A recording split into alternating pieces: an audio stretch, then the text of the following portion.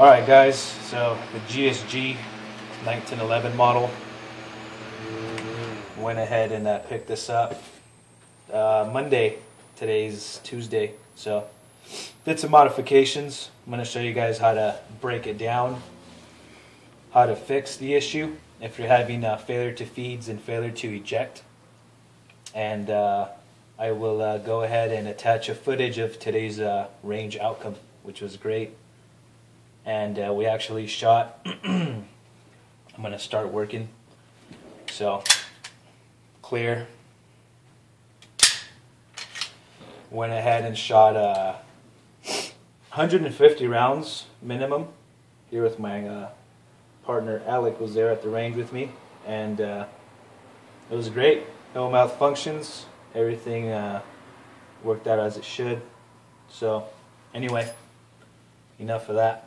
So in order to break this down, you have the Allen wrench, or excuse me, the Allen screw, the takedown notch, which is also the slide lock, and then another little knockout. So go ahead and unscrew the Allen screw. You can punch out the other one using the same, oh shit. So then you want to do your takedown pin. Should be fairly easy to do, and then that'll also allow you to punch this other one straight through, which is this little piece. So now the slide should just come forward. So I'll show you guys what the modifications that we did, and then this firearm hasn't been cleaned since the range today. We just got back a little bit ago. So let me go ahead and show you guys the actual modifications that would be necessary to help this firearm work flawlessly.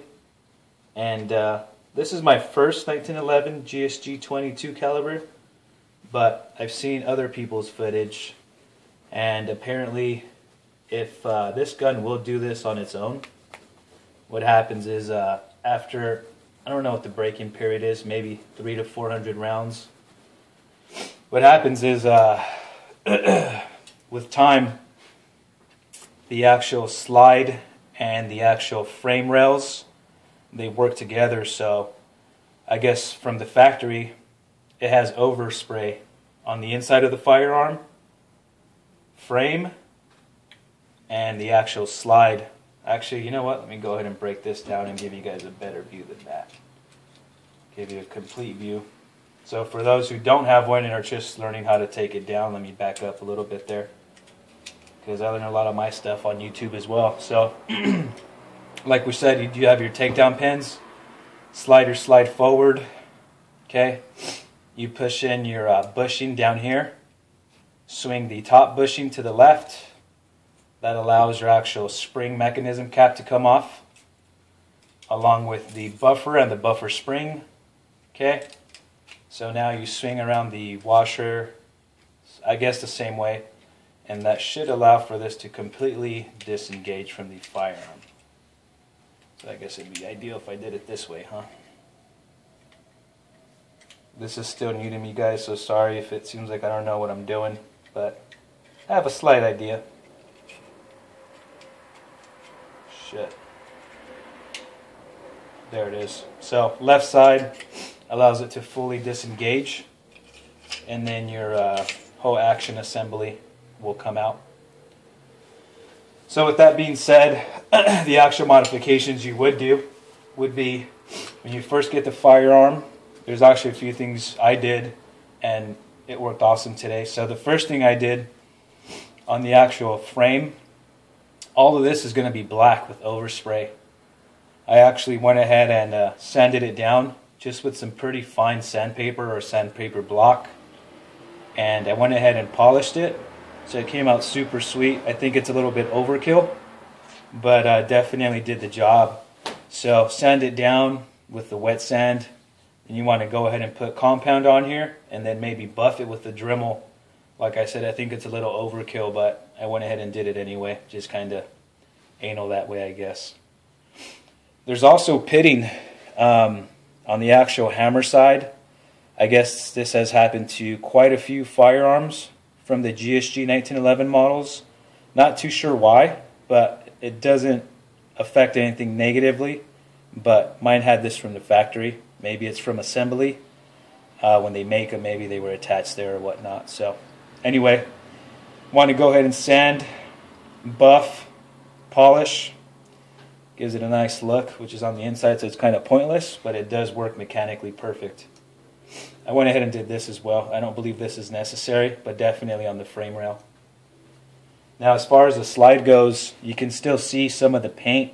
I don't know how well this angle is, so I hope you guys can see it. But if you look all in here, this will also have overspray. You can kind of see this little side here. But what you want to do is go ahead and sand it lightly as well. Kind of a wet sand. And here, the frame rail on the slide. Once you do that, you want to go ahead and clean it with your regular solvent, dry it, and you want to go ahead and polish it as well. Today, we shot the Remington subsonic 150 rounds. Not one single issue.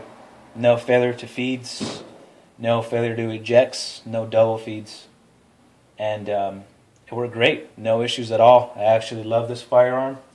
I only have one magazine currently. I'm sure I will be purchasing some more. I believe they run about 30, but they're actually made quite well. It actually has an easy loader built in where you just slide the rails down, slip in your rounds, and you're ready to go. California compliant, only holds 10. What else? So it's also rebuildable for cleaning and whatnot. Just like your 5.56 or 2.23 magazines, what you do is you press this little button here with a tool or whatever. Go ahead and press that. You slide the actual back plate forward, and it allows the spring and the follower to come out for cleaning purposes. So if you guys have a GSG 1911, if you notice on here it says caliber 22 long rifle HV, which stands for high velocity. Shot the shit out of the subsonic Remington, which is a pretty shitty round, and I believe the rating on here is 1085, I believe, for muzzle velocity, and it worked great, no issues. So it's one way to have a good time on a very limited budget. I'm going to assemble this on film, just in case you guys have any questions or it's your first time, you know, it's a good little learning tutorial. So hopefully this will help some people who may need it. I guess I'll assemble it this way so you guys can see. It's real important too when you do clean your firearm and you're working with the slide and the components. The actual washer and the buffer pad always have to be in this order, so you don't want to mix them up. And if I'm not mistaken, I believe the bigger side goes up on the spring as well.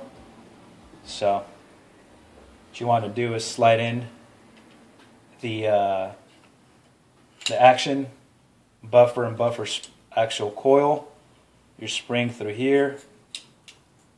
Go ahead and put your actual stop, and it's actually, there's two little like little rivets. I don't know if the camera's going to catch this or not. And these will go facing the actual barrel. Then you put in your retainer. Okay, that's it. Right, so now you want to go ahead and slide back on the actual frame.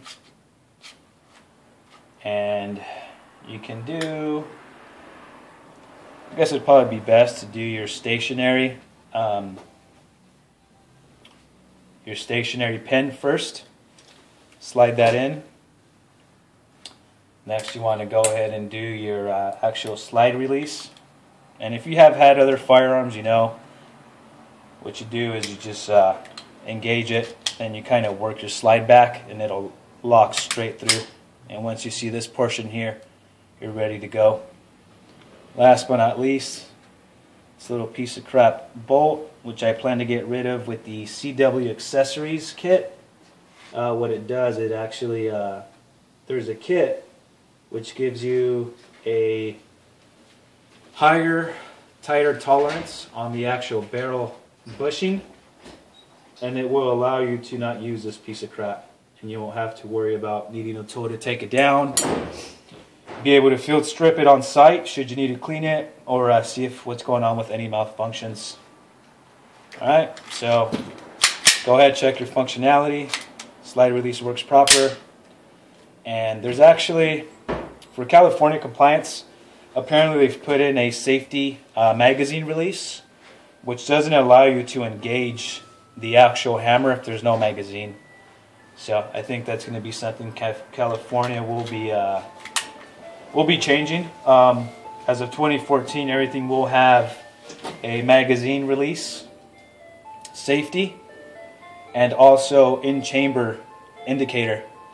So some new changes to come, fellas, but as long as you practice proper safety, should be good.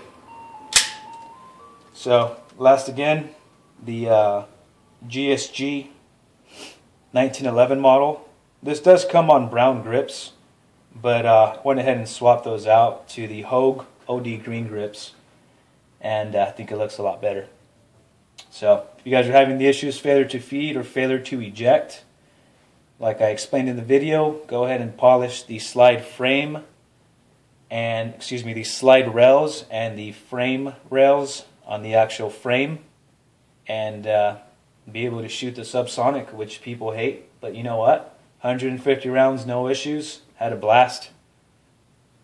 Actually, you know what? I'm going to take you guys over to our target, and I'll show you some of our first rounds. Sorry for this movement here, but the actual first target that we shot was 7, right, Alec? Yeah, the actual first one that we shot was 7, and I believe our first group was up here in the high. So we were shooting high, but we've realized we're going to shoot the sights at dead center, and after that, I mean, we were hitting bullseye along with some other good times at the range. So yeah, it was a good time. And we were actually hitting this little steel target as well.